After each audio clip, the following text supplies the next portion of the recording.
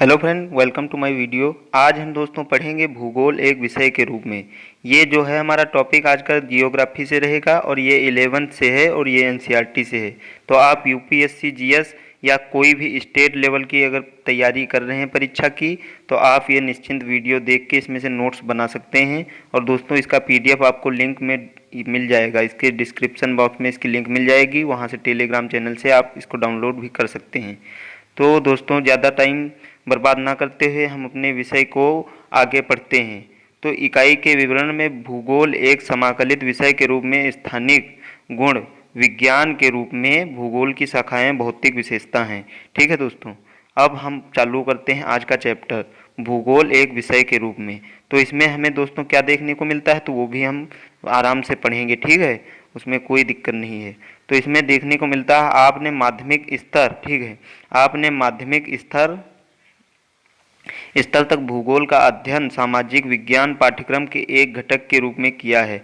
आप विश्व के विभिन्न भागों के भौगोलिक तथ्यों से परिचित हैं। आप भूगोल का अध्ययन अब आपका भूगोल का अध्ययन एक स्वतंत्र विषय के रूप में करेंगे तथा पृथ्वी के भौतिक वातावरणीय या वातावरण मानवीय क्रियाओं उनकी अंतर प्रक्रिया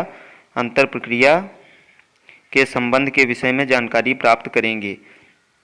ठीक है दोस्तों, और यहाँ आप एक प्रासंगिक प्रश्न पूछ सकते हैं कि हमें भूगोल क्यों पढ़ना चाहिए।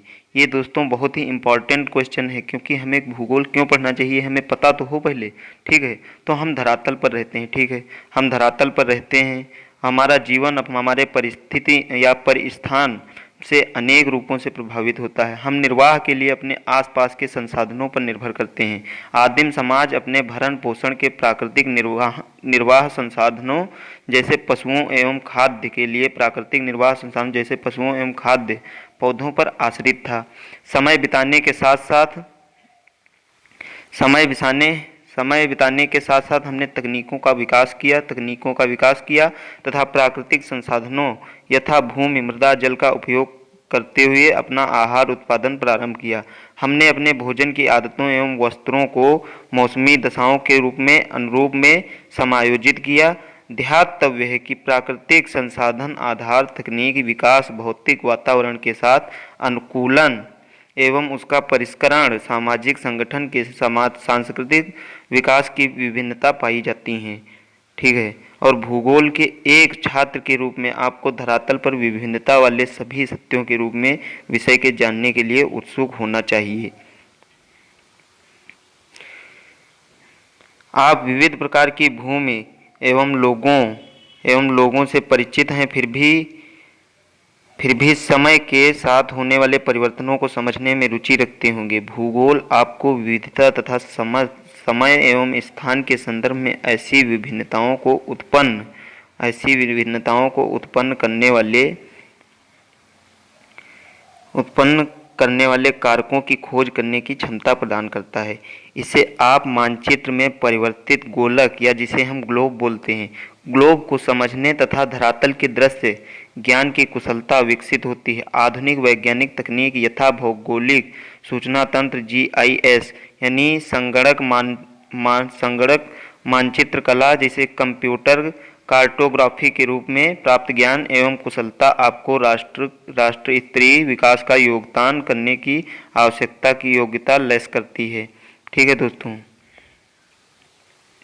और अब आप अगला प्रश्न पूछना चाहेंगे कि भूगोल क्या है। आप जानते हैं कि पृथ्वी हमारा आवास है। आप जानते ही होंगे कि पृथ्वी हमारा आवास है, वैसे भी है, और यह पृथ्वी पर रहने वाले अन्य छोटे बड़े प्राणियों का भी आवास है। पृथ्वी की सतह एक रूप नहीं है, इसके भौतिक स्वरूप में भिन्नता होती है। यहाँ पर्वत पहाड़ियाँ घाटियाँ मैदान पठार समुद्र झील रेगिस्तान वन एवं उजाड़ के क्षेत्र मिलते हैं। यहाँ सामाजिक एवं सांस्कृतिक तत्वों में भिन्नता पाई जाती है, जो सांस्कृतिक विकास की पूर्ण अवधि में मानव द्वारा सृजित ग्रामों नगरों रेलों एवं पत्तनों बाजारों में मानवजित अन्य कई तत्व के रूप में विद्यमान है। ठीक है, और आगे हमें दोस्तों क्या मिलता है, तो आगे हम वो भी जान लेते हैं। तो उक्त भिन्नता में भौतिक पर्यावरण एवं सांस्कृतिक लक्षणों के मध्य मध्य संबंधों को समझने के यह संकेत निहित होता है।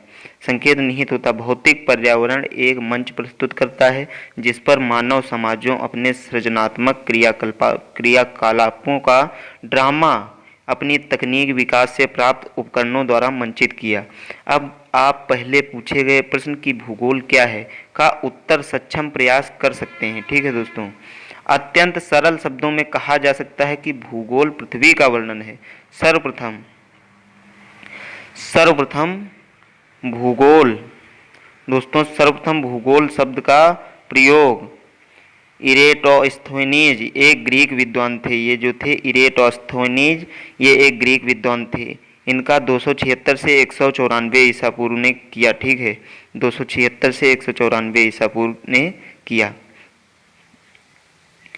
यह शब्द ग्रीक भाषा के दो मूल, जियो जिसका मतलब होता है पृथ्वी और ग्राफोस जिसका मतलब होता है वर्णन, मतलब पृथ्वी का वर्णन, से प्राप्त है। दोनों को एक साथ रखने पर इसका अर्थ बनता है पृथ्वी का वर्णन।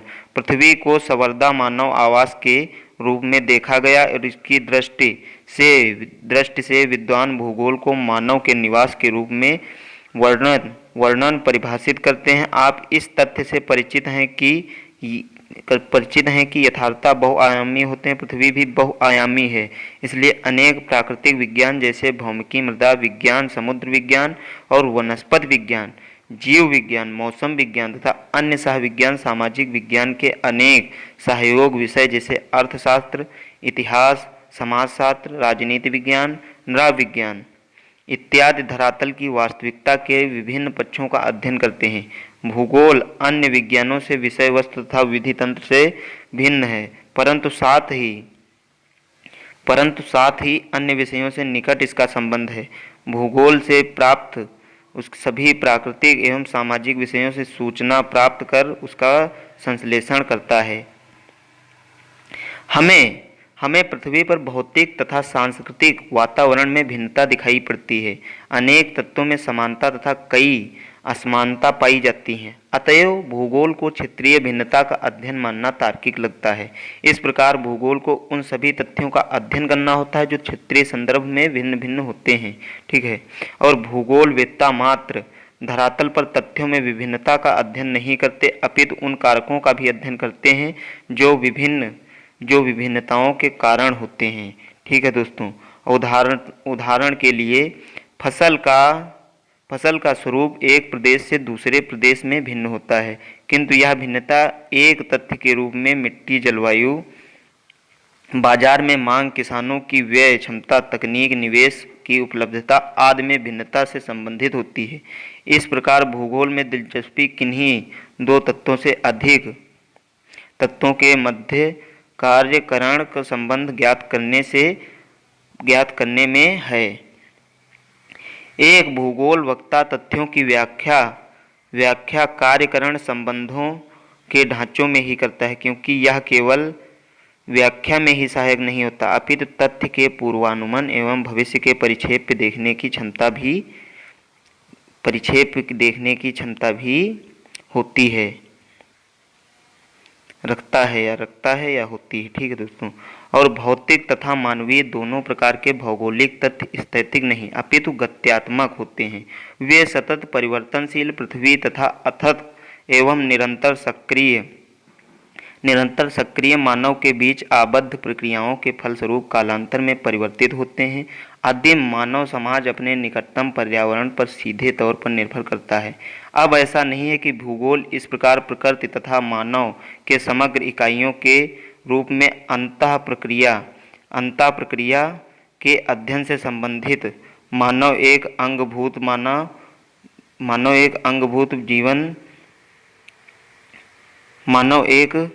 अंगभूत जीवन के विभिन्न पक्षों को प्रभावित करती है। इस छाप के वस्त्र, आवास, व्यवसाय आदि देखी जा सकती हैं। मानव ने प्रकृति के साथ साथ समझाने वाली या एडॉप्शन जिसको हम अनुकूलन बोलते हैं तथा अपरिवर्तन जिसे हम मॉडिफिकेशन के माध्यम से किया है।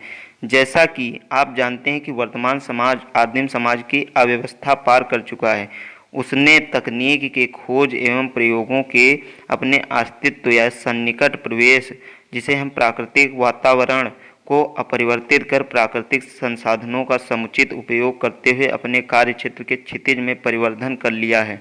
तकनीक के क्रमशः विकास के मानव अपने ऊपर भौतिक पर्यावरण के द्वारा कसे हुए बंधनों को ढीला करने में सक्षम हो गया। तकनीक में श्रम की कठोरता को कम कर श्रम क्षमता को बढ़ाया तथा अवकाश का प्रावधान करने हेतु मानव को उच्चतर आवश्यकताओं को पूर्ण करने का अवसर दिया। उसने उत्पादन के पैमाने की श्रम की गतिशीलता भी वृद्धि हुई। भौतिक वातावरण एवं मानव के अनोन्य क्रिया को एक कवि द्वारा संक्षेप में मानव एवं ईश्वर के बीच निम्न वार्तालाप के माध्यम से व्यक्त किया गया है। आपने मिट्टी का सृजन किया है, जैसे मैंने एक कप का निर्माण किया, ठीक है। आपने रात्रि का सृजन किया, मैंने दीपक बनाया। आपने बंजर भूमि, पहाड़ी भूभाग एवं मरुस्थलों का सृजन किया और मैंने फूलों की क्यारी तथा बाग बगीचे बनाए। प्राकृतिक संसाधनों का प्रयोग करते हुए मानव अपने सृजनात्मक योगदान का दावा करता है। तकनीक की सहायता से मानव आवश्यकता की अवस्था से स्वतंत्रता की ओर अग्रसर हुआ है। उसने सर्वत्र अपनी छाप छीनी और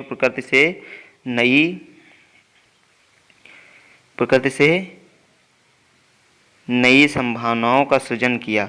दोस्तों, इससे आगे का वीडियो हम अगले वीडियो में कंटिन्यू करेंगे। इससे आगे का जो चैप्टर हमारा यही होगा और इससे आगे हम अगले वीडियो में कंटिन्यू करेंगे।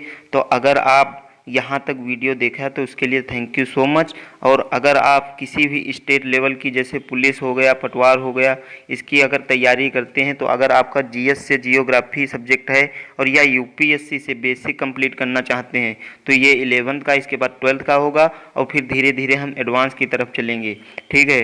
एडवांस की तरफ से दृष्टि और विजन आईएएस जैसे नोट्स को हम कंप्लीट करेंगे। तो अगर आप चाहते हैं तो वो फ्री में आप इस चैनल को सब्सक्राइब कर सकते हैं और दोस्तों अपनी तैयारी को और बेहतर बना सकते हैं। Thank you so much for